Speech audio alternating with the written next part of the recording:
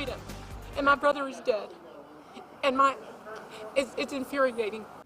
Emotion from the family of a man murdered during the Odessa mass shooting, speaking after the sentencing of the man who put the gun in the murderer's hand. It's good to see you again. I'm Brian Mudd. I'm Lauren Motter. This morning, Lubbock arms dealer Marcus Braziel was sentenced to 2 years in prison for illegally selling firearms. You remember Braziel had pleaded guilty back in October for dealing and manufacturing firearms without a license, something he'd actually been doing for years. KAMC Laura Laughead talked with a family whose lives Braziel's choices changed forever. Yeah, Brian and Lauren, a family I talked to drove up from Odessa this morning for the sentencing. They lost their brother at the end of an assault rifle Braziel sold to a man with a history of mental illness and criminal behavior. And Braziel had actually sold assault weapons to a number of individuals with histories of felonies and arrests. They were shocked and upset Braziel didn't get the maximum sentence of 5 years.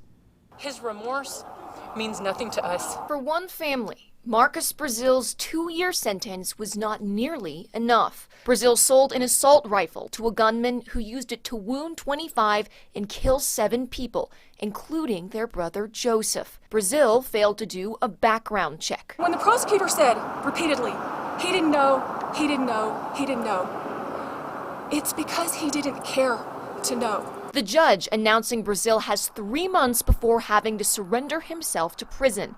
Braziel also works as a respiratory therapist in Brownfield, and the judge said his services are needed during the pandemic. For the family, it was like a slap in the face. He was not working as a respiratory therapist until he was caught. How can you, as a person who is in healthcare that takes care of people, how can you so cavalierly build and sell guns with zero regard for human life? The family also pushing for the bill, H.R. 8, to require universal background checks on all gun sales, both public and private. It won't bring their brother back, but it may stop what happened to them from happening to anyone else. This is even bigger than Marcus Braziel and the monster that shot my brother in cold blood in front of his children. This is bigger than that. This is about doing something for all of humanity going forward, and it's time to change our rhetoric. We couldn't get a hold of Marcus Braziel or his attorney for comment, but in court today, Braziel said he was remorseful and he will never forgive himself for putting the gun in the shooter's hand. He has to surrender himself to prison no later than 2 p.m. on April 7th. Laura, thank you. New at 6, a sad